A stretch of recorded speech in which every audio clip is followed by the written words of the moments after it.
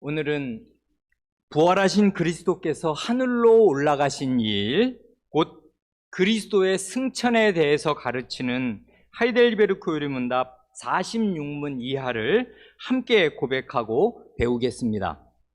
그러기 전에 먼저 이 말씀을 다시 드리고 싶습니다. 예배 시간에 우리의 입을 열어 신앙을 고백한다는 것은 참으로 뜻깊고 뜻깊은 일입니다.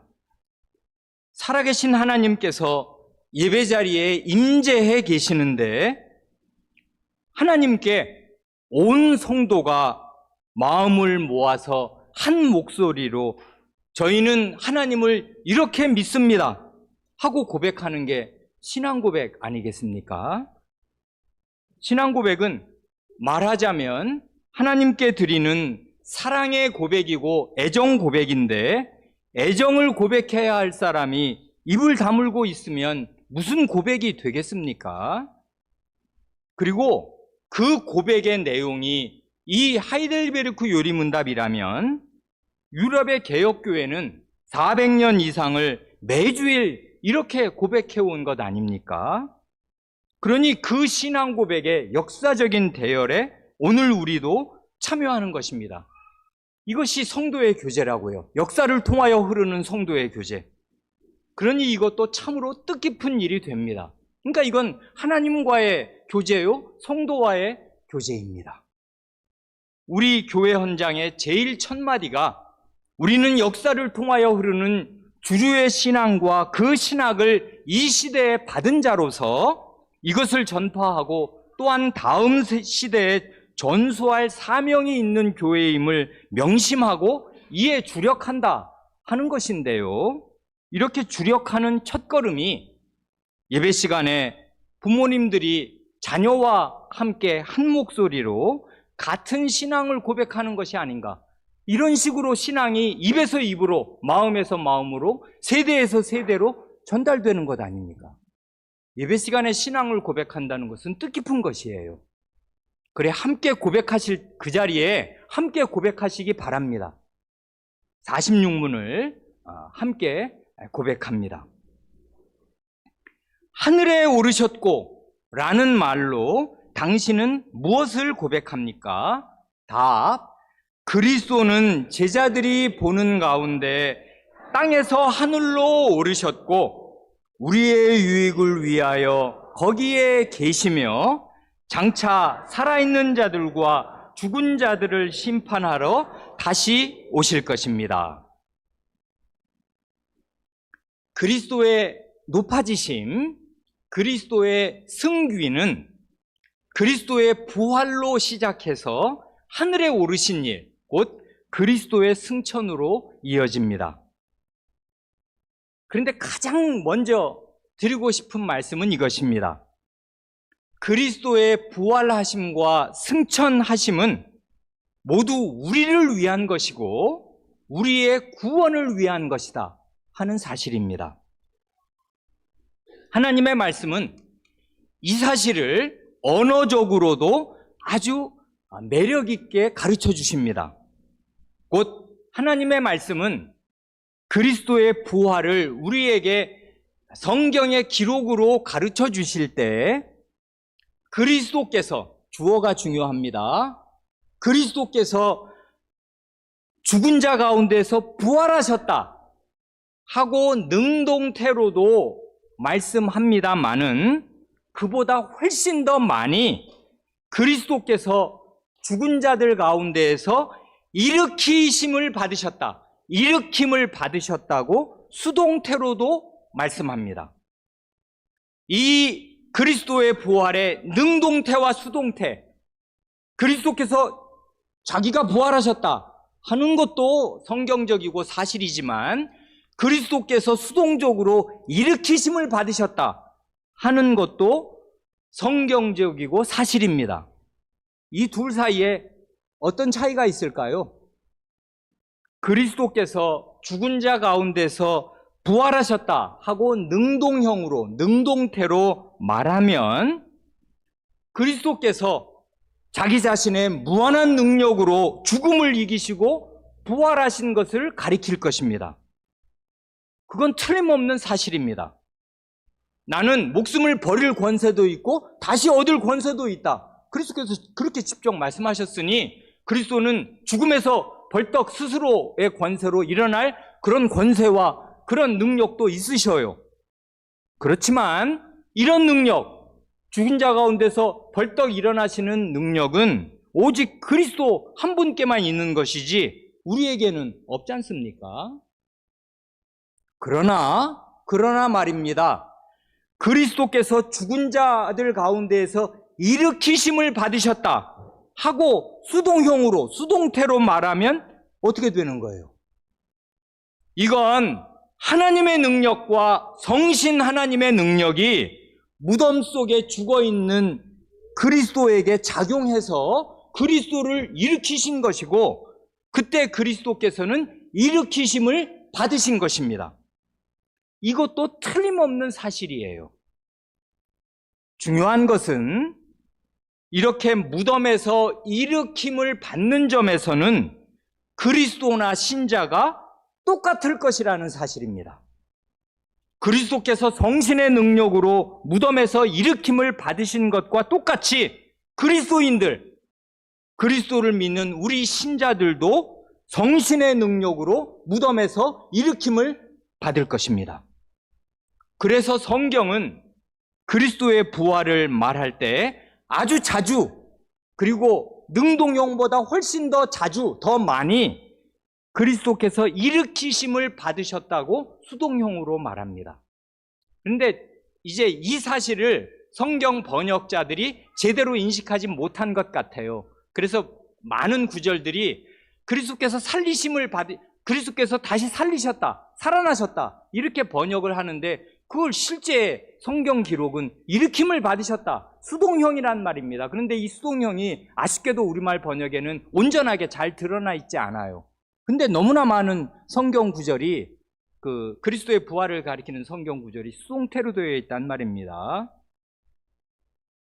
그러니 이게 우리에게 은혜가 아닐 수가 없어요. 성경은 이런 수동형의 방식으로 여러분과 그리스도의 운명은 똑같습니다. 일으킴을 받을 것입니다. 하나님의 능력, 성신의 능력으로. 그렇게 그리스도의 부활의 은혜를 전한단 말입니다.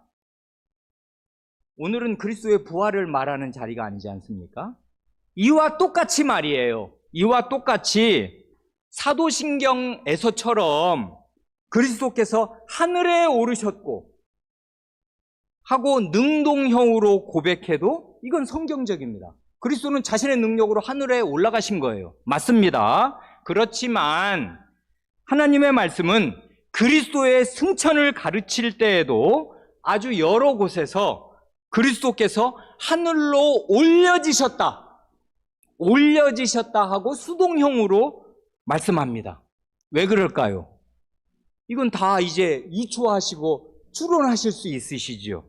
그 이유는 하나님께서 우리의 머리이신 그리스도를 하늘로 올리셨듯이 그리스도의 몸인 우리를 동일한 능력으로 장차 하늘로 올리실 것이기에 머리이신 그리스도와 몸인 신자가 똑같이 될 것을 표시하시려고 이렇게 수동형으로 말씀하시는 줄로 믿습니다. 정말 그런가? 확인하고 싶으시지요? 그리스도의 승천을 가르치는 각주일번의 증거성구 세 구절을 보세요. 이게 모두 수동형으로 되어 있잖아요. 편의상 여러분 갖고 계신 교재는 이게 한글 개역으로 되어 있으니까 한글 개역으로 읽습니다. 첫 구절이 마가복음 16장 19절이네요. 주 예수께서 말씀을 마치신 후에 하늘로 올리우사, 개정개역은 하늘로 올려지사, 완전히 수동태죠. 하나님 우편에 앉으시니라. 그러니까 이건 그리스도 자신의 능력이 아니라 하나님의 능력, 성신의 능력으로 하늘로 그리스도는 올려지신 것이에요. 수동태란 말입니다. 그 다음 구절은 뭐예요? 오늘 우리가 읽기도 한 누가복음 24장 51절도 똑같습니다. 축복하실 때, 복을 주실 때 저희를 떠나 하늘로 올리우시니, 개정개역 하늘로 올려지시니, 역시 수동형입니다. 사도행전 1장 9절도 오늘 읽었지요. 이 말씀은 어때요? 이 말씀을 마치시고 저희 보는 데서 올리워 가시니 하는데, 개정개혁이 이건 더 잘 번역한 것 같습니다. 하늘로 올려져 가시니 하고 수동태를 잘 살려서 번역했어요. 하늘로 올려져 가셨습니다. 이 증거선구 세 구절이 모두 수동형이에요. 왜 수동형이에요? 우리도 이렇게 하나님의 능력으로 하늘로 올리움을 받을 것입니다. 그리스도와 똑같이. 그래, 머리이신 그리스도가 먼저 올림을 받으신 것처럼 몸인 우리도 따라서 올림을 받겠습니다. 이 구절을 다른 방식으로 표시한 멋진 구절도 있어요. 데살로니가전서 4장 16절로 17절 말씀이 그렇습니다. 이건 정말 은혜로운 말씀인데요. 주께서 호령과 천사장의 소리와 하나님의 나팔로 친히 하늘로조차 강림하시리니 그리스도 안에서 죽은 자들이 먼저 일어나고 그 후에 우리 살아남은 자들도 저희와 함께, 그 다음 말이 중요한데, 구름 속으로 끌어올려 공중에서 주를 영접하게 하시리니 그리하여 우리가 항상 주와 함께 있으리라 한단 말입니다. 공중으로 끌어올려질 것입니다. 수동태예요. 이건 과거에 에녹에 대해서 말씀드릴 때 이 구절을 설명드린 일이 있습니다. 히브리서 12장, 11장을 말씀드릴 때 구약시대에는 에녹과 엘리야 단 두 사람에게만 베풀어 주셨던 그 특수한 은혜, 죽음을 보지 않고 하늘로 그냥 이렇게 끌어올리셔서 산 사람을 하늘로 올리우신 그 구약시대에는 단 두 사람에게만 베풀어 주셨던 그 특수한 은혜를 신약시대에는 모든 신자에게 보편적으로 베풀어 주실 것입니다. 이것이 그리스도의 은혜이고 그리스도의 중요성이에요. 신약시대는 놀라운 시대입니다.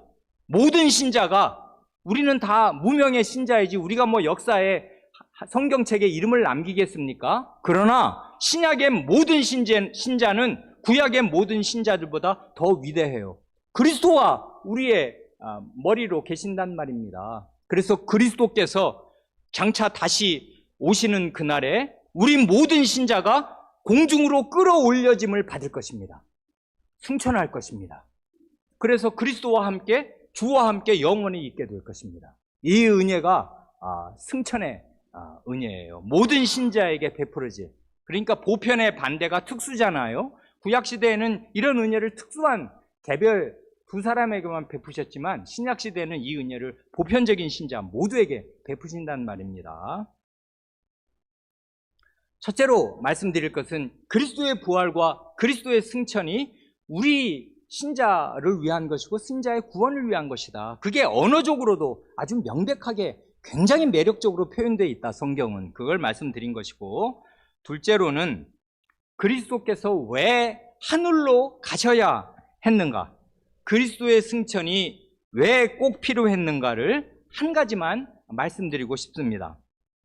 이건 물론 그리스도의 승천이 주는 유익, 그리스도의 승천이 우리에게 뭐가 유익이 되는가 하는 것과 관련된 주제입니다만은 그건 49문에서 너무나 잘 첫째, 둘째, 셋째로 요약해서 고백을 하니까요. 다음 주에 배우기로 하고요.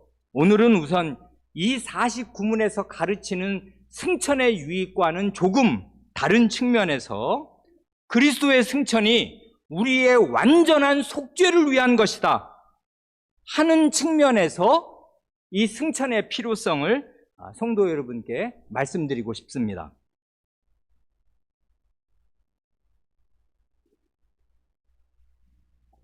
이걸 잘 이해하시려면 예전에 우리가 함께 수요 기도회 시간에 우리 자매교회 목사님의 그 좋은 공부를 배운 것, 레위기 그 공부를 기억하시면 대단히 좋겠습니다. 구약시대의 대속죄일 규례 생각나십니까? 레위기 16장에 길게 기록되어 있는 그 대속죄일 규례 말이에요. 대속죄일이 언제입니까? 7월 10일이에요.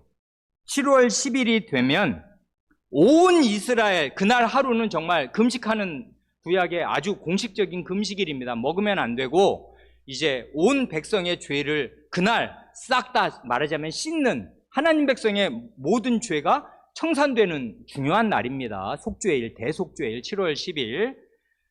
온 이스라엘의 죄를 씻기 위해서 속죄 제사를 그날 드려요. 어디서 제사를 드려요? 당연히 번제단에서 드립니다. 번제단은 어디에 있어요?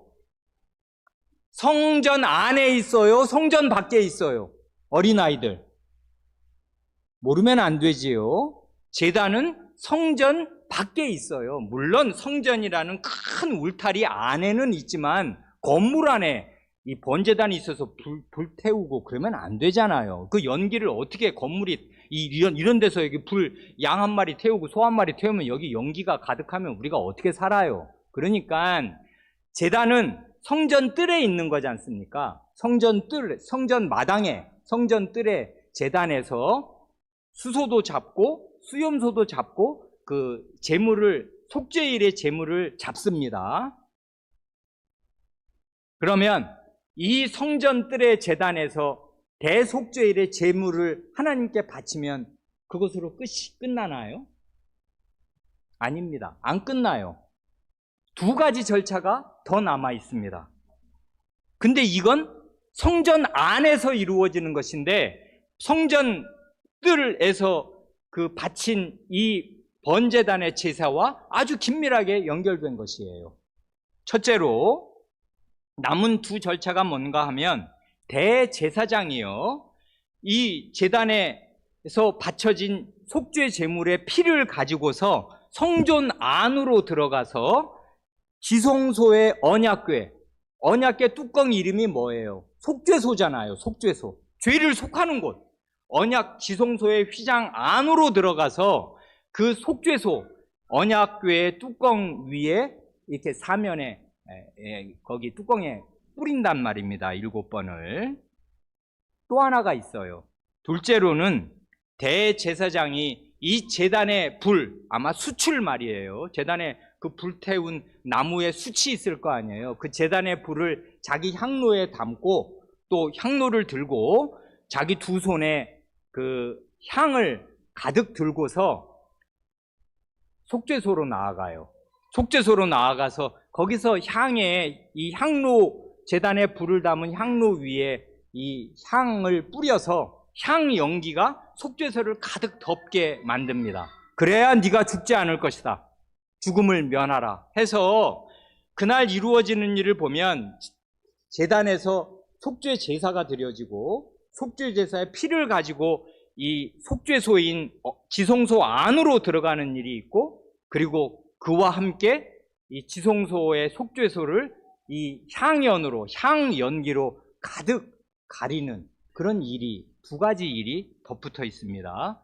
그리스도께서 바로 이렇게 하신 것 아니에요.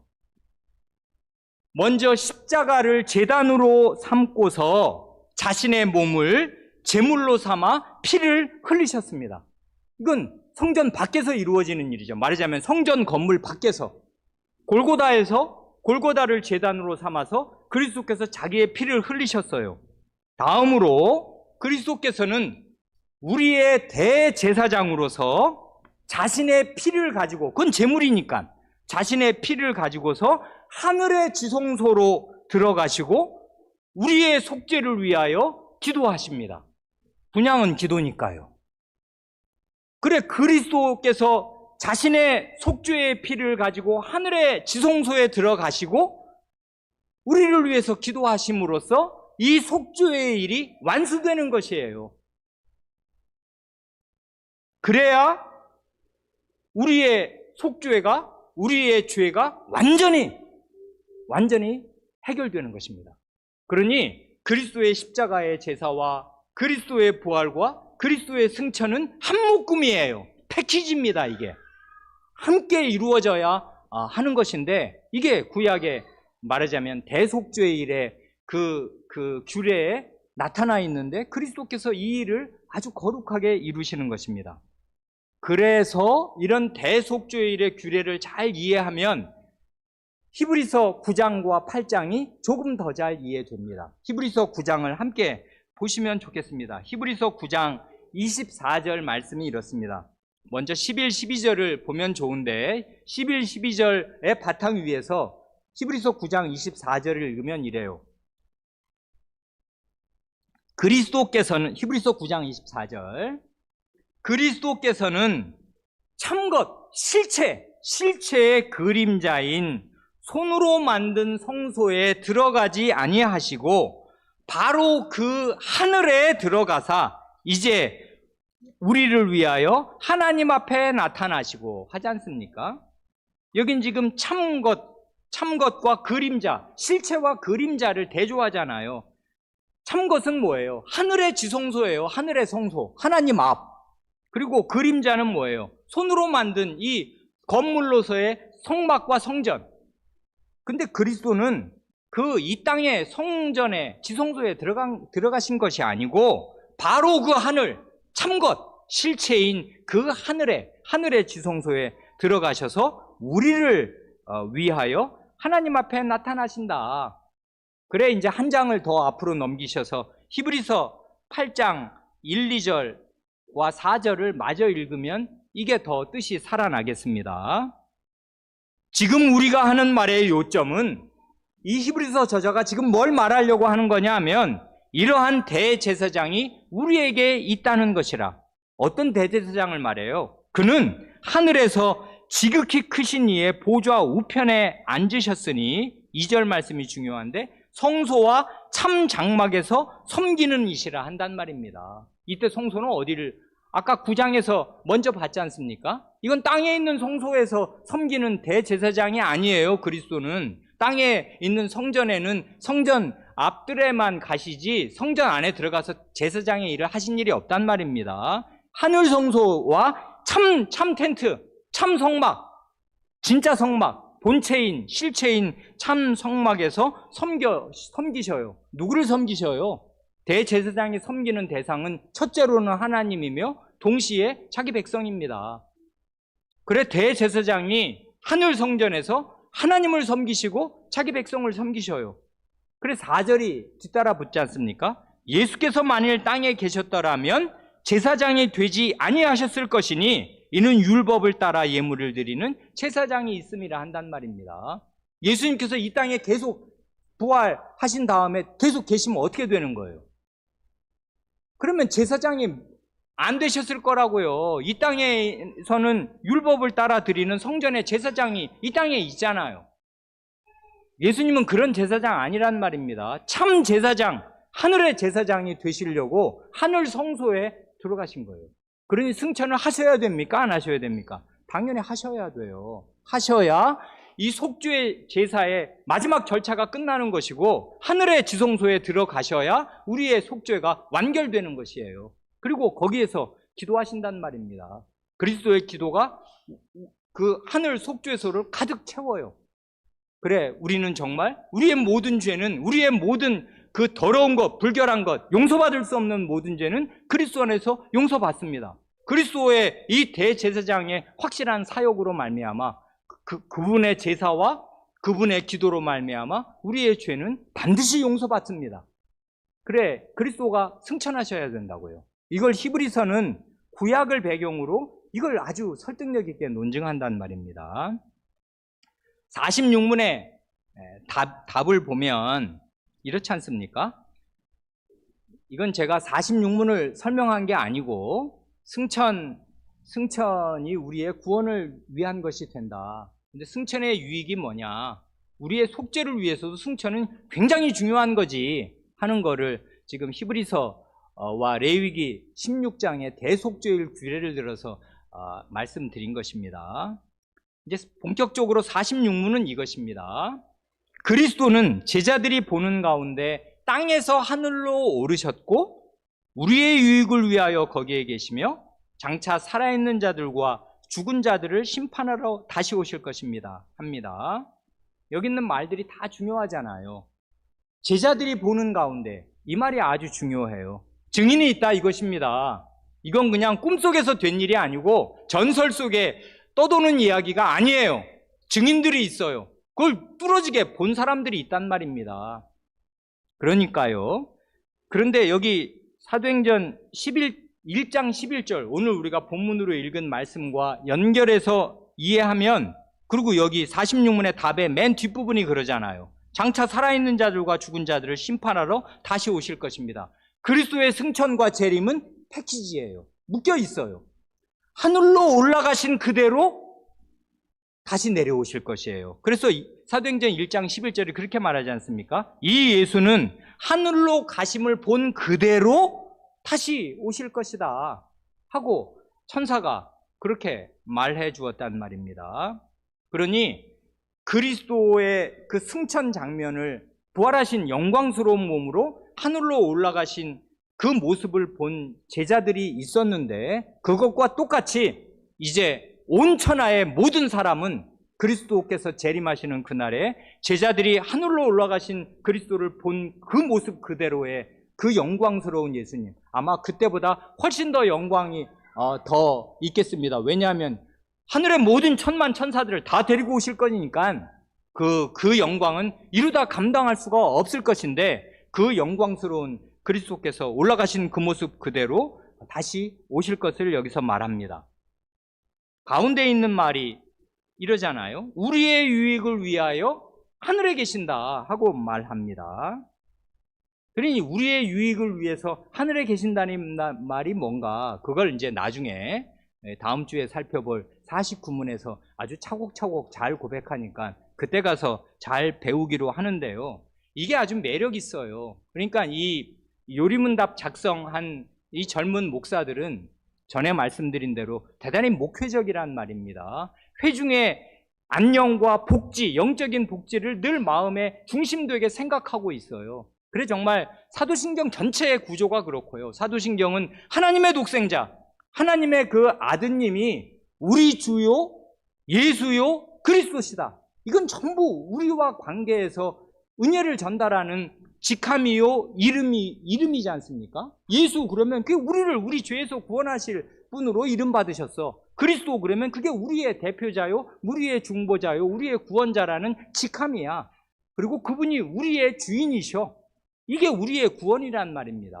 그러니 예수님은, 그분의 하나님의 아드님은 그분이 받으신 이름, 이 땅에서의 이름과 직함 전체가 은혜 전체이지만 그 뒤에 하신 모든 일, 동정녀 탄생, 고난받으신 일, 부활하신 일, 승천하신 일이 다 우리의 유익을 위한 것이란 말입니다. 그리스도 전체가 우리의 유익이에요. 그래, 정말 그렇습니다. 그래, 그리스도를 이해한다는 건 이런 것입니다. 아, 그분이 우리의 유익이다. 우리의 위로요, 우리의 구원이다 하고 아는 것입니다. 그래, 그걸 이제 다음 주에 잘 보기로 하고요. 46문은 그만큼 일단 생각합니다. 그 다음 이제 47문을 함께 고백하지요. 47문.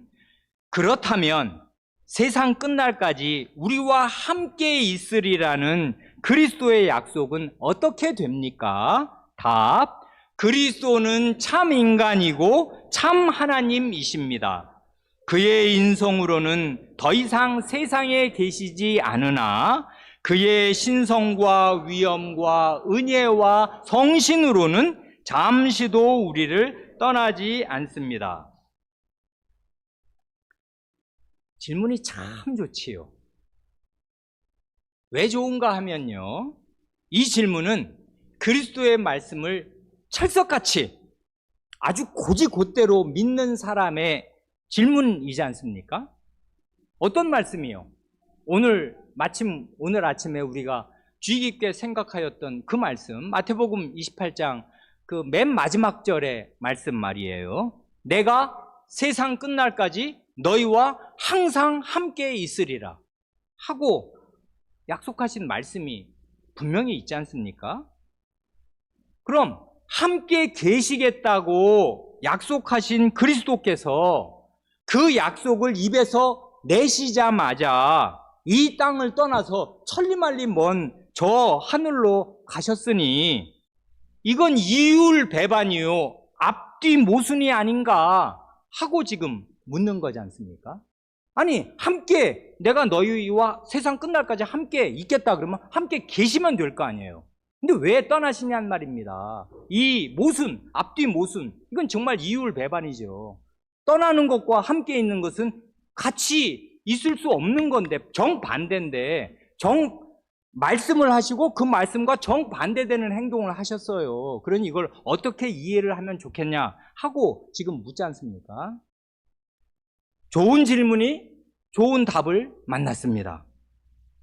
우리를 멀리 떠나 계신 그리스도께서 어떻게 우리와 함께 계실 수 있는가 하는 이 모순처럼 보이는 문제를 47문의 답은 그리스도의 두 가지 본성으로 해결합니다. 말하자면 문제의 답을 그리스도 안에서 찾은 거지요. 이게 대단히 훌륭한 방법이지 않습니까? 모든 문제의 답은 그리스도 안에 있을 것이에요. 답이 뭐냐 하면 간단히 말해서 그리스도는 참 인간이고 참 하나님이시다 이거지 않습니까? 그래 아닌 게 아니라 인간으로는, 곧 인간의 본성, 인간의 인성으로는 우리 곁을 떠나서 하늘로 승천하신 것이 사실이에요. 인간으로는 그리스도께서 우리와 함께 계실 수 없고 함께 계시지 않습니다. 떠나셨어요. 승천하신 것입니다. 과연. 그러나 그리스도께서는 사람이신 동시에 하나님이시기에 하나님의 신성으로는 우리와 늘 함께 하신다. 그 말을 지금 하는 거지 않습니까? 그런데 매력 있는 게 있잖아요. 그렇게만 하면 딱 떨어지는데 그리스도의 신성을 이야기하면서 나란히 언급하는 세 가지가 더 있죠. 뭐예요? 위엄과 은혜와 성신. 이를 함께 말해요. 위엄은 뭘 말하는 것입니까? 하나님으로서의 신적인 위엄, 하늘과 땅의 모든 권세를 가지신 왕으로서의 위엄에서는 한치도 우리를 떠나 계시지 않는다 그것입니다. 그러니 예배 시간마다 우리가 찬송을 부를 때 숭엄한 하나님의 숭엄함을 우리 영혼에 감지하는 것은 왕의 위엄을 느끼기 때문 아니에요. 살아계신 왕께서 예배 자리에 임재하신다. 여기는 어전이다 하는 걸 우리는 영혼에 감지한단 말입니다. 위엄, 왕적인 위엄이 언제든지 우리와 함께 있어요. 그 다음에 건너뛰어서 성신을 먼저 보지요. 그리스도의 신이신 성신을 교회에 주시고 각 신자에게 주셔서 신자 안에 성신께서 영원히 거하게 하시니 신자 안에는 그리스도의 신이신 성신이 계십니다. 그럼으로써 그리스도께서 신자 안에 계시는 것과 완전히 같아요. 세례가 그걸 확증하니까요. 성부와 성자와 성신의 한 이름 안으로 연합되는 세례니까 성신을 받는 순간에 그리스도를 받는 것이고 하나님을 받는 것과 완전히 진배 없어요. 왜냐하면 성신은 그리스도와 일체이시고 성부와 일체이셔서 그리스도의 신이신 성신을 받으면 그리스도가 우리와 함께하는 것이 틀림이 없단 말입니다. 그리고 은혜를 말해요. 은혜는 어떤 것입니까? 태양이 지구와 떨어진 거리가 과학자들이 재보니까 1억 5천만 킬로미터랍니다. 이게 얼마나 먼지 우리는 생각할 수도 없잖아요. 일단 1억이 넘으면 이게 계산이 안 되는 데다가 도대체 1억 5천만 킬로가 얼마입니까? 그런데 태양이 그렇게 멀리 있다고 우리가 느끼나요? 아니죠. 바로 저기 있는 거, 저기 있잖아요. 눈에도 보일 뿐 아니라 그 햇빛의 그 빛과 온기를 우리는 매일 아주 실감나게 겪고 있지 않습니까? 마찬가지로 그렇게 멀리 떨어져 있는 햇빛의 빛과 온기로 이 지구 전체가 생태계가 유지되고 살듯이 그리스도께서는 정말 태양보다도 훨씬 더 먼 어딘지 알 수 없는 하늘에 올라가신 게 사실이지만은 그리스도의 강력한 은혜는 햇빛보다 더 강력하게 우리의 영혼을 비추셔서 우리가 그리스도의 은혜를 받을 수 있고 받습니다. 그런데요, 그리스도께서 어떤 은혜를 베푸시는 거예요? 그의 신성과 성신으로 어떤 은혜를 위엄 있게 베푸시는 것입니까? 그리스도의 은혜가 정말 많고 많겠습니다. 왜냐하면 그리스도는 그의 능력의 말씀으로 만물을 붙드시고 하고 히브리서에서 기록하듯이 만물을 능력의 말씀으로 붙드시니 우리가 먹고 자고 이 땅을 안정되게 걸어가는 모든 것이 그리스도의 은혜가 아닐 수 없는데, 우리의 선조들은 승천하신 그리스도의 은혜를 생각할 때 주로 뭘 생각하는가요? 각주 6번의 증거성구 미리 읽어보셨어요? 각주 6번에 여기 그리스도께서 그의 신성과 위엄과 은혜와 성신으로 우리와 함께 하신다 하는 것을 입증하는 증거성구를 4개를 달 때, 첫 번째는 마태복음 28장 20절. 이건 임마누엘의 약속의 말씀이니까 알겠어요. 그 다음 요한복음 14장과 요한복음 16장은 성신에 관한 말씀이에요. 알겠어요. 이건 예수님 잡히시던 그 밤에 마지막 고별 강설을 하시면서 성신이 오신다, 진리의 성신이 오시면 너희와 함께 하시는 거지. 거긴 그렇게 덧붙여서 말씀 안 하셨지만 성신이 오시면 내가 너희와 함께 있는 것과 똑같은 거지. 알겠어요. 근데 마지막 에베소서 4장은 왜 붙은 거예요? 에베소서 4장 8절과 11절, 그게 바로 승천하신 그리스도의 은혜, 우리와 함께 하시는 은혜를 가리키는 거 아니에요. 그래서 이걸 딱 붙여놨어요. 우리의 선조들은. 뭡니까? 에베소서 4장 8절 11절. 그러므로 이르기를 그가 위로 올라가실 때 잡혔던 자들을 잡으시고 사람들에게 선물을 주셨다 하였도다. 11절. 그가 어떤 사람은 사도로, 어떤 사람은 선지자로, 어떤 사람은 복음 전하는 자로, 어떤 사람은 목사와 교사로 삼으셨으니 하지 않습니까? 그리스도의 승천을 언급해요. 그가 위로 올라가실 때 그리스도께서 승천하십니다. 그러면 어떤 일이 일어나는가요? 자기 백성에게 선물을 주셔요. 어떤 선물을 주시나요? 사도, 선지자, 복음 전하는 자, 목사와 교사를 주십니다. 그런데 목사와 교사는 한 사람이에요. 여기 관사가 하나입니다. 나머지는 그 사도, 그 복음 전하는 자, 그 선지자 이런데 그 목사와 교사예요. 그러니까 말입니다. 목사는 교사입니다. 하나님 말씀 가르치는 사람인데 여기 직분이, 4직분이 언급이 됐는데 모두 공통점이 있죠. 말씀 사역자예요. 말씀 사역자. 사도와 선지자와 복음 전하는 자는 주로 1세기에 하나님의 말씀을 전하면서 성경이 기록되는데 협력하였던 사람들, 그래서 하나님의 영구적인 말씀이 기록되게 한 당사자들을 가리킨다면, 영구적으로 기록된 그 하나님의 말씀을 풀어 가르치는 대대의 목사요 교사들이 언급돼요. 왜 언급돼요? 이것이 바로 승천하신 그리스도께서 우리와 함께 하시는 증거요, 우리에게 베푸시는 가장 현실적인 은혜예요. 그리스도의 말씀으로 우리를 영원으로 인도하시는 이것이 은혜 중에 은혜 아닙니까? 그래, 목사와 교사가 승천하신 그리스도께서 여러분들에게 주시는 선물입니다. 그래, 목사가 중요하고 목사 후보생이 중요해요. 목사 후보생이 교회에서 가장 쓸만한 사람으로 나와야 해요. 그래야 그리스도께서 우리와 함께 하신다는 사실을 우리는 확증할 수 있어요. 목사가 없으면, 그리고 목사는 나이 들어 은퇴하면 그 뒤를 이을 목사가 없으면 그리스도의 함께 하심을 확증할 길이 없어요. 실제 삶에서. 어떻게 확증한단 말입니까? 어떻게 그리스도의 인도를 받을 수가 있어요? 없단 말입니다. 성경 읽으면 다 제각각 읽거든요. 그래서 정말 승천하신 그리스도의 은혜를 받는 비결이 이것입니다. 목사와 교사를 주시는 거예요. 이게 그리스도의 승천과 목사와 교사를 주시는 것이 맞물려 있단 말입니다. 이게 하나님 말씀이 가르쳐 주시는 은혜예요. 그래, 이거를 딱 집어서 증거성구로 꼽아 놓은 것입니다. 우리의 선조들은. 그리스도의 은혜가 이거밖에 없어요? 너무나 많아요. 근데 이게 결정적인 은혜거든요. 중심적인 은혜고. 그리스도께서 땅에 계속 계셨다면 어떻게 됐을까요? 부활하신 몸입니다. 이건 초월적인 4차원, 10차원의 몸이겠습니다만은 몸은 몸이에요. 그러면 어떻게 돼요? 인성의 한계 때문에 주일에 어느 한 곳에서만 말씀을 전하셔야 했을 것입니다. 예루살렘에서 부활하신 그리스도가 제자들 모아놓고 말씀하시면 그때 미국에, 그때 한국에, 그때 부산에, 그때 오스트레일리아에는 없어요. 안 계신다고. 왜 그러냐면은 그리스도의 인성은 어느 한 곳에 계시는 거잖아요. 안 그래요? 부활하신 그리스도라도 인성으로는 한 곳에 계시는 거예요.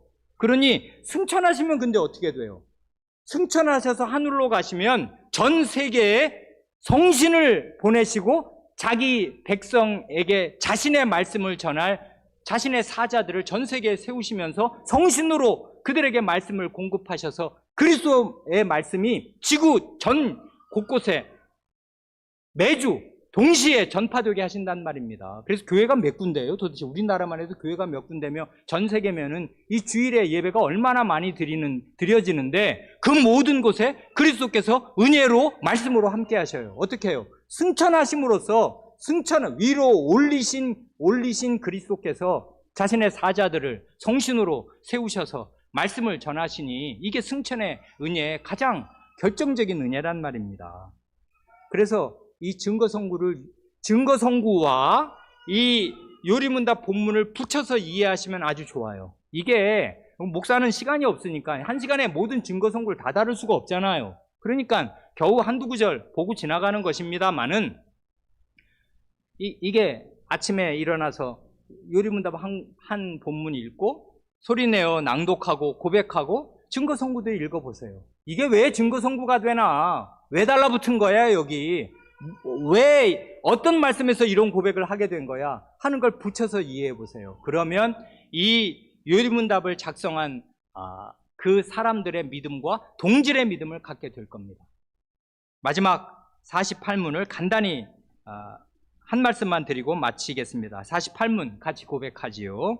그런데 그리스도의 신성이 있는 곳마다 인성이 있는 것이 아니라면 그리스도의 두 본성이 서로 나뉜다는 것입니까? 답, 결코 그렇지 않습니다.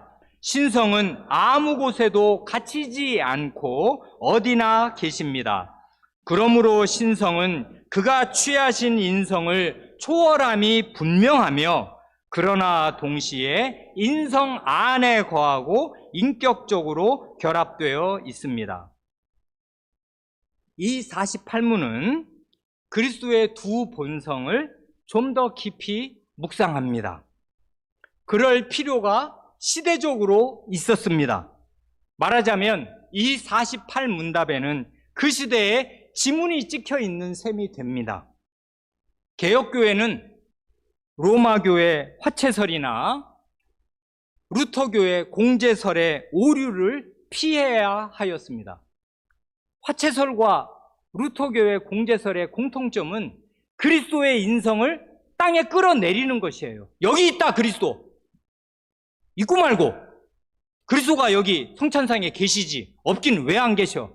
그리스도 이게 내 몸이다 이게 내 피다 그랬는데 그리스도가 왜 안 계신단 말이야 해서 로마교 사람들은 이 떡이 이 빵이 그리고 이 포도주가 진짜 그리스도의 피와 몸으로 바뀐다. 그러면 그리스도의 몸이 여기 있는 거지. 말하자면 인성을 가지신 그리스도가 여기에 있는 거지 하는 걸 말하고 싶어 했어요. 여전히 그 사람들 그렇게 주장합니다. 헛소리입니다. 그런데 루터교 형제들도 그거와는 다르지만 비슷한 얘기를 해요. 예전에 말씀드렸습니다. in under with 그리스도, 승천하신 그리스도의 육신이 이 성찬의 빵 안에, 성찬의 빵 아래, 성찬의 빵과 함께 계신다. 그래, 그리스도의 인성을 이 땅에 끌어내리고 싶어 했습니다. 그래서 성찬을 그렇게 가르쳤어요. 그러니 이러면은 루터교 사람들은 좋기도 할 것입니다. 아, 그래? 이 목사님이 그렇게 가르치고 그 위대한 루터 선생님이 그렇게 가르쳤으니 사실이겠네. 아, 정말 그렇지. 이게 내 몸이라 하시니 이 그리스도의 몸이 이 빵 안에 계시고 빵 밑에도 계시고 빵과 함께 계시는 거지. 이 그리스도의 몸을 먹는 거 맞지? 이렇게 이해를 한단 말입니다. 그러나 그렇게 되면 그리스도의 인성을 바르게 이해한 게 안 돼요. 그러니까 이 전 유럽을 덮었던 이 화채설이나 이 독일 전체를 덮은 루터교의 공제설을 피해야 했습니다. 그래서 이런 그리스도의 두 본성을 아주 묵상한 거예요. 어떻게 묵상을 했어요? 이렇게 하는 거죠. 아니, 그리스도께서 인성으로는 우리를 떠나 계시는데 신성으로는 함께 하신다면, 그러면 떠난 분은 하늘에 계셔. 그리고 신성으로는 여기 함께 계셔. 그러면 신성과 인성이 이렇게 쫙 갈라지는 건가? 이게 하늘과 땅 차이가 사이에 벌어지게 되는데, 그러면 신성과 인성이 분리된다는 얘기야, 지금? 신성으로는 함께 하는데 인성으로 함께 하지 않으면은 신성과 인성이 그때는 나뉘는 거야, 어쩌는 거야? 하는 걸 이분들이 생각합니다. 답이 뭐예요? 신성과 인성은 결코 나뉘지 않습니다. 안 나뉘면 어떻게 된다는 거예요? 이렇게 된다는 것이죠. 신성은 아무 곳에도 갇히지 않고 어디나 계십니다. 이게 사실이죠. 하나님은 지역 무소부재 아니에요. 계시지 않는 곳이 없음. 하나님은 만물에 충만하시단 말입니다. 온 우주에 가득하셔요. 하나님은 그의 신성으로 전 우주를 덮고 계신단 말입니다. 그러니 그리스도도 하나님이시면 어디에 한 곳에 계시는 게 아니라 전 우주에 가득 계시고 어디나 계십니다. 그러므로 그렇기에 그리스도의 신성은 그가 취하신 인성을 초월한다. 그게 분명하고, 동시에 그리스도의 인성 안에 신성이 거하고 그 인성 안에 신성과 인성이 인격적으로 결합되어 있다. 어떤 방식으로 결합되어 있나 모릅니다. 우리는 잘 몰라요. 그건 영원한 신비란 말입니다. 그렇지만 그리스도의 신성이 인성 안에만 갇힐 수는 없고 그 인성은 하늘에 계신다. 이게 개혁자들이 가르친 하나님 말씀에 입각한 도리였고, 우리는 이렇게 믿고 이것이 사실입니다. 그리스도는 육체적으로 우리와 함께 계시지 않아요. 그러나 신성으로, 위엄으로, 은혜와 성신으로 우리와 함께 계십니다. 아멘. 기도하시겠습니다.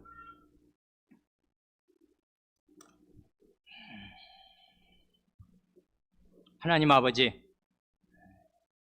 16세기에 이 하이델베르크 요리문답을 고백한 독일 팔즈 영방의 교회는 그리스도의 동정녀 탄생과 고난과 부활과 승천, 그리고 다시 오실 그 모든 그리스도의 모든 것이 저희의 유익이요 저희의 구원이며 저희의 은혜가 됨을 이렇게 사도신경을 따라 아름답게 고백하였습니다.